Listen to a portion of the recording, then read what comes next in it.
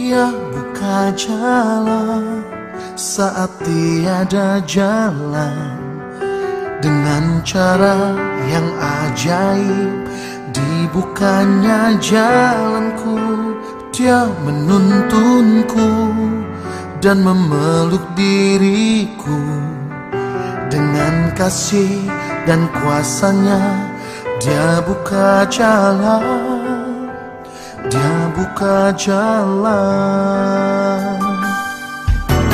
Dia buka jalan saat tiada jalan, dengan cara yang ajaib dibukanya jalanku. Dia menuntunku dan memeluk diriku, dengan kasih dan kuasanya Dia buka jalan, Dia buka jalan.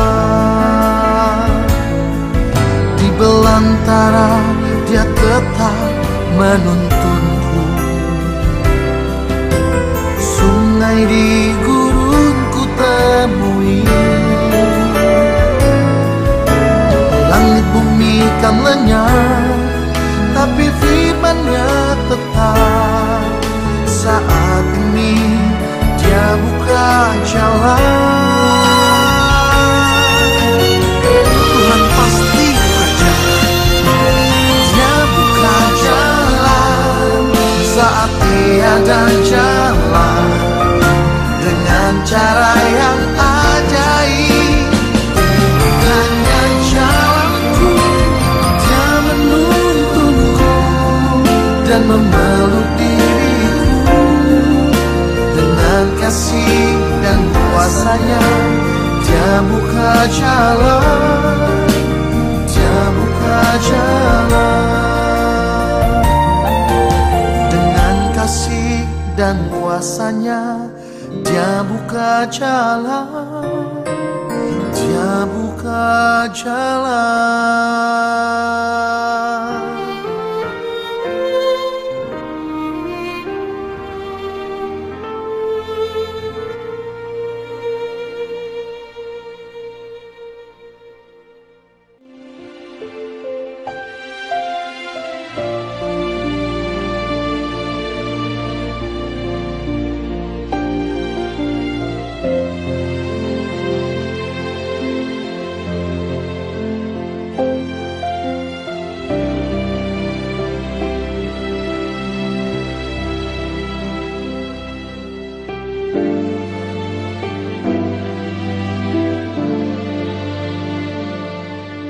Engkau ada bersamaku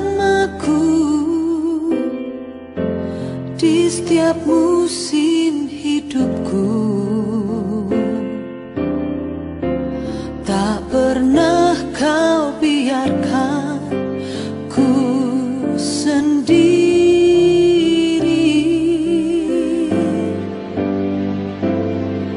Kekuatan di jiwaku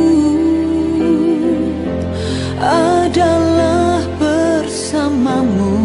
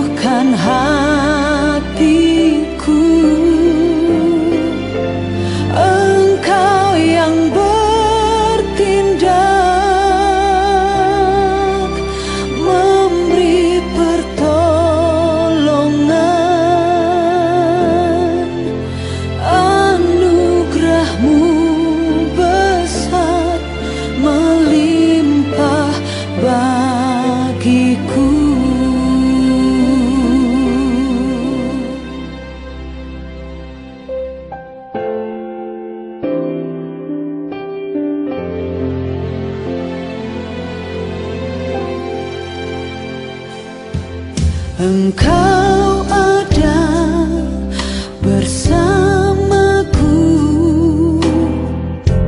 di setiap musim hidupku.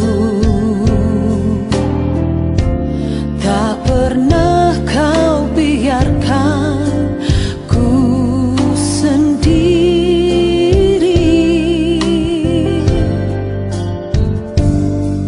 Kekuatan di jiwaku adalah bersamamu. Tak pernah ku ragukan kasihmu.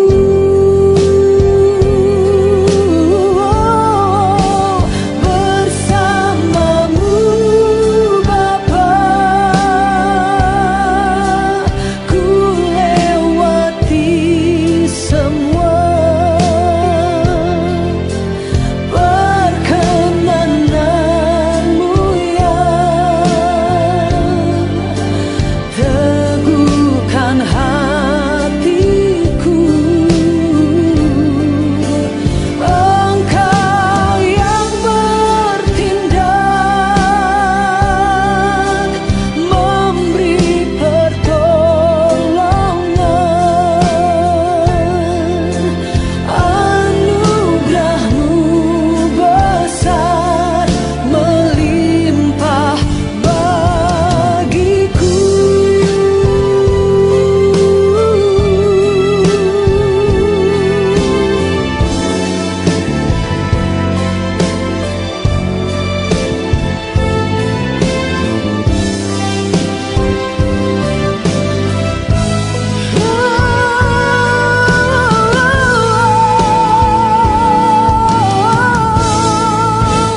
Bersamamu Bapa, ku lewati semua. Perkenananmu yang teguhkan hatiku. Engkau yang bertindak, memberi pertolongan.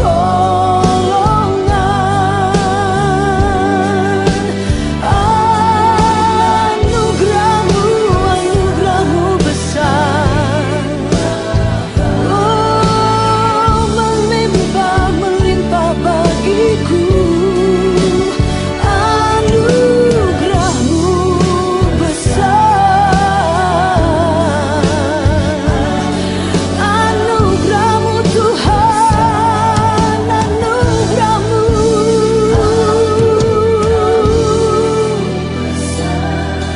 melimpah bagiku. Salam semua, puji Tuhan. Kita akan melanjutkan pembahasan kita di dalam kitab Mazmur pasal yang ke-36. Tapi sebelum itu mari kita berdoa. Tuhan Yesus, terima kasih buat waktu kesempatan ini. Kami akan kembali mendengar firman-Mu Tuhan. Berbicaralah kepada kami melalui kebenaran firman-Mu di dalam situasi pergumulan yang kami memang hadapi dan lalui. Anak-Mu percaya Tuhan, hanya kebenaran firman-Mu yang sanggup menguatkan kami. Tuhan menuntun kami untuk kami melalui kehidupan pergumulan situasi yang kami harus hadapi. Di dalam nama Yesus. Amin. Salam, sekali lagi salam. Hari ini kita akan melanjutkan pembahasan kita di Mazmur pasal yang 36.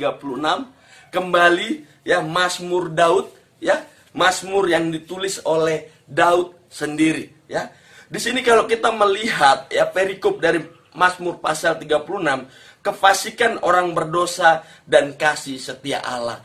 Ya, beberapa penafsir mengatakan bahwa Mazmur pasal 36 ini ditulis pada saat Raja Daud atau Daud dikejar-kejar oleh Saul. Tetapi ada juga yang mengatakan waktu dia ditekan, dikejar oleh anaknya Absalom. Ya, seperti itu. Tapi tidak tahu mana yang tepat ya, atau situasi apa yang Daud sedang alami waktu dia menuliskan Mazmur ini. Tetapi yang pasti di dalam Mazmur 36 ini kita akan melihat hal yang menarik, yaitu bagaimana orang fasik itu, ya, kita akan melihat kejatuhan mereka, yang pada akhirnya mereka jatuh dan tidak bisa bangkit kembali. Ya, dibandingkan kita akan melihat bagaimana anak-anak Tuhan tinggal di dalam kasih setia Allah seperti itu, yang akan terus ada bersama di dalam naungan kasih Allah. Kita akan lihat perbandingannya. Jadi di sini kita akan lihat comparison atau perbandingan antara orang fasik dan orang yang ada di dalam kasih setia Allah, di dalam kasih Allah. Ayat 1 sampai ayat yang kelima terlebih dahulu, ya. Mazmur pasal 36.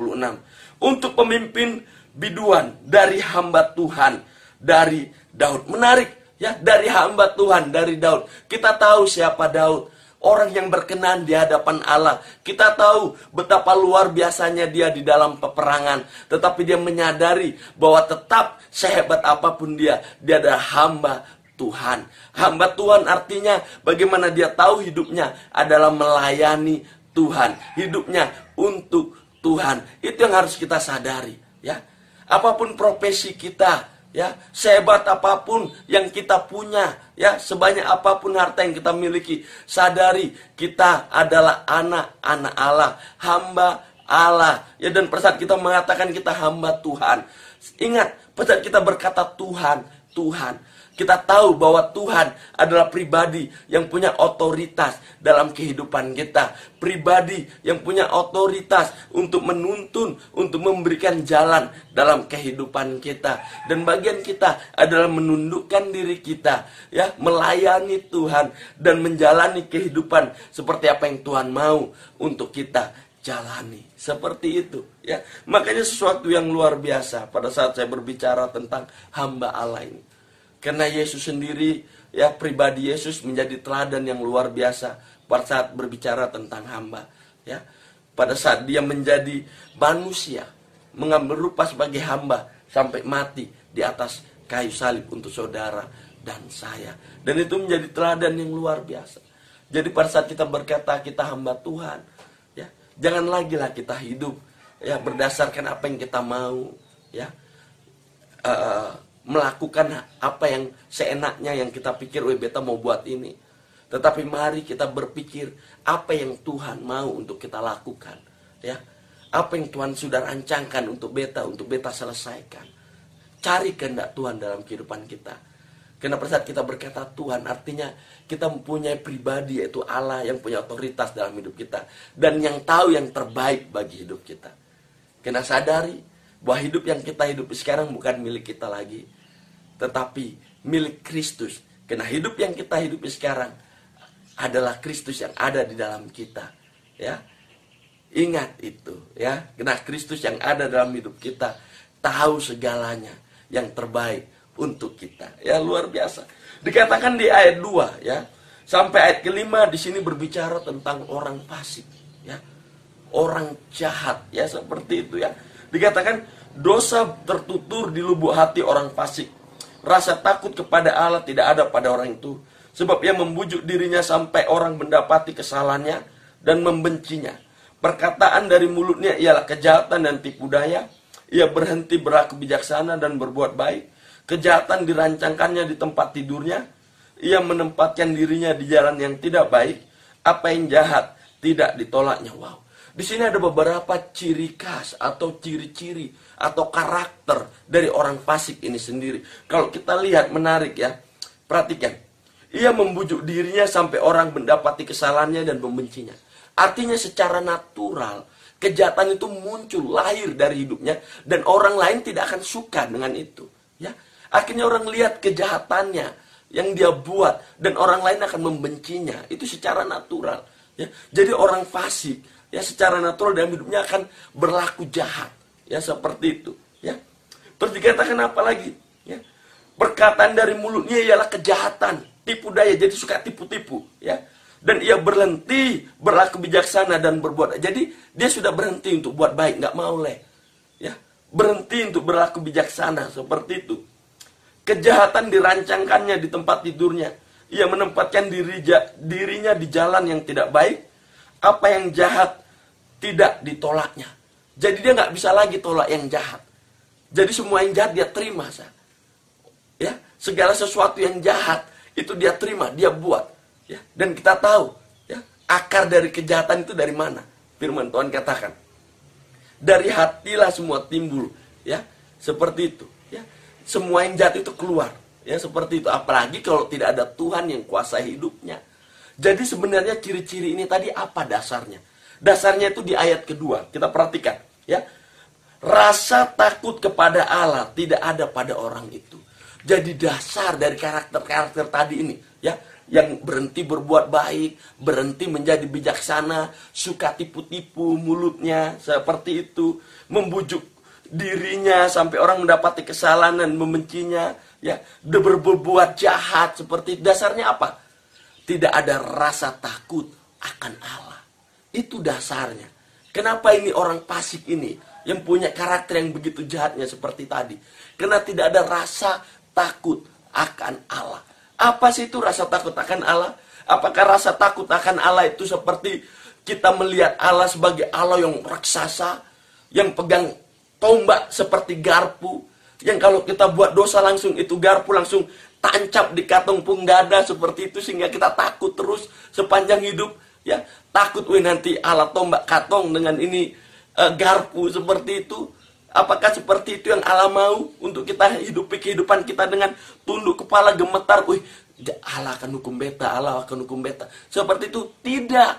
Ya, tetapi rasa takut Allah, takut akan Allah di sini adalah bagaimana kita menempatkan rasa hormat di pribadi yang tepat. Karena kita menyadari siapa Allah, siapa pribadi Allah, siapa pribadi Yesus, ya. Dan kita taruh rasa respect, hormat kita, hormat, kemuliaan, pujian kita berikan kepadanya. Karena dia memang pantas untuk menerima itu. Ya. Itu rasa takut akan Allah. Kita menghormati dia karena pribadinya. Ya, seperti itu. Pribadi Allah seperti itu. Ya, makanya pengenalan akan Allah secara pribadi itu sangat penting. Sehingga kita memiliki rasa takut akan Allah. Seperti itu, ya. Dan itu luar biasa, dan orang fasik tidak punya itu. Orang fasik tidak ada rasa takut akan Allah. Kenapa? Karena mereka tidak mengenal Allah secara pribadi. Ya.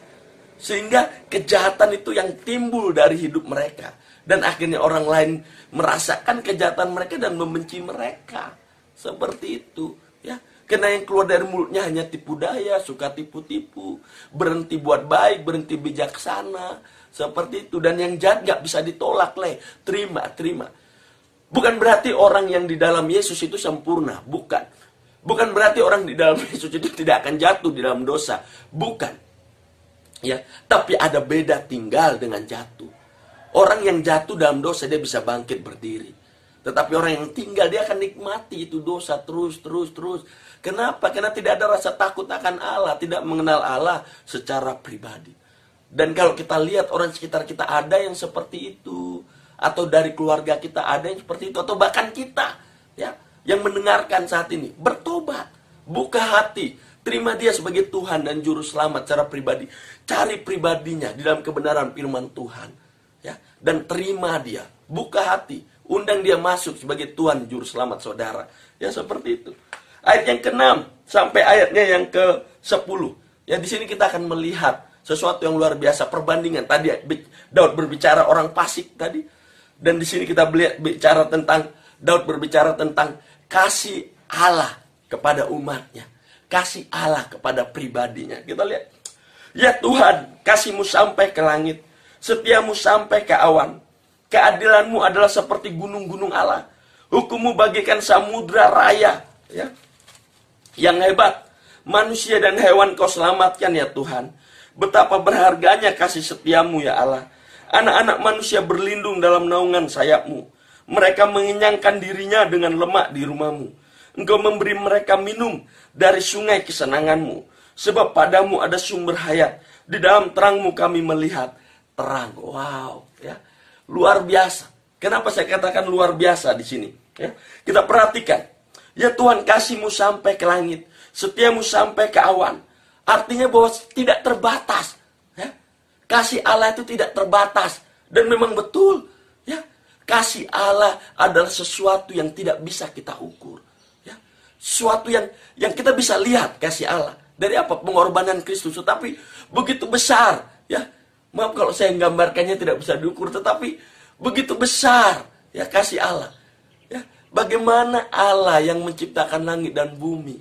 Ya, bisa mau turun ke dunia menjadi manusia. Ya, mengambil rupa sebagai hamba, mati di atas kayu salib untuk menyelamatkan kita, dan itu kasih yang begitu luar biasa.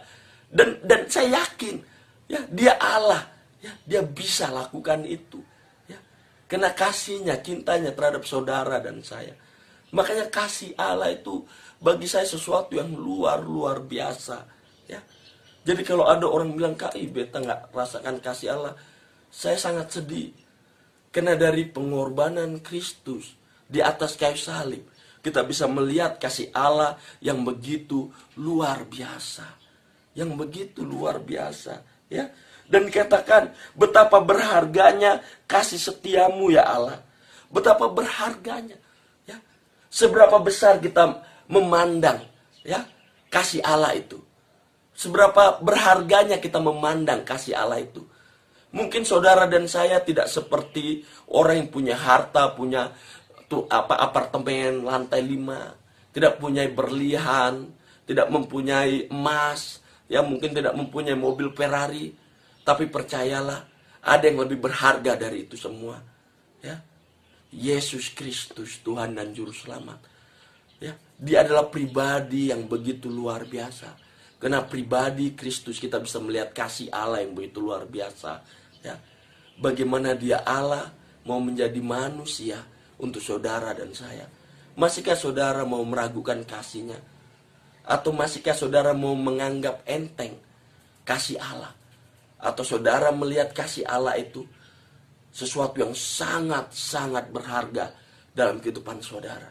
Dan maukah saudara bagikan itu, kasih Allah yang berharga itu, kepada orang di sekitar saudara? Orang yang saudara tahu belum menerima kasih Allah. Kalau saudara melihat kasih Allah sebagai sesuatu yang sangat berharga, bagikan itu kepada orang lain. Ceritakan itu kepada orang lain. Ya. Beritakan itu kepada orang lain. Karena sesuatu yang berharga tidak pantas untuk disimpan sendiri, tetapi dibagikan supaya mereka dapatkan juga yang berharga itu. Apa itu yang berharga? Kasih Allah. Kasih Allah. Saat-saat ini melihat situasi, kondisi, orang butuh kasih Allah. Dan bagi saudara yang sudah menerima kasih Allah yang sangat berharga itu, bagikan kepada mereka. Bagikan kepada orang lain. Ya. Ayat berikutnya 11-13. Ya. Lanjutkanlah kasih setiamu bagi orang yang mengenal engkau, dan keadilanmu bagi orang yang tulus hati. Jangan kiranya kaki orang-orang congkak menginjak aku, dan tangan orang fasik mengusir aku. Ya, lihat orang-orang yang melakukan kejahatan itu jatuh. Mereka dibanting dan tidak dapat bangun lagi. Kita perhatikan di sini bagaimana Daud minta kepada Tuhan, Tuhan jangan biarkan ini orang congkak menginjak aku dan orang fasik mengusir aku. Ya, jadi sekali lagi ya, situasinya Daud menceritakan di saat dia menulis Mazmur pasal yang 36 ini, ya. Dia di dalam tekanan dari orang-orang congkak dan orang-orang fasik, dan Daud tahu ya ada perlindungan di dalam Tuhan, ya. Saudara, mungkin saat-saat ini ada orang-orang yang tidak senang, orang-orang yang tidak ada rasa takut akan Allah tadi yang saya katakan, yang sedang mengejar-ngejar, menekan saudara. Berlindung pada Tuhan, ya.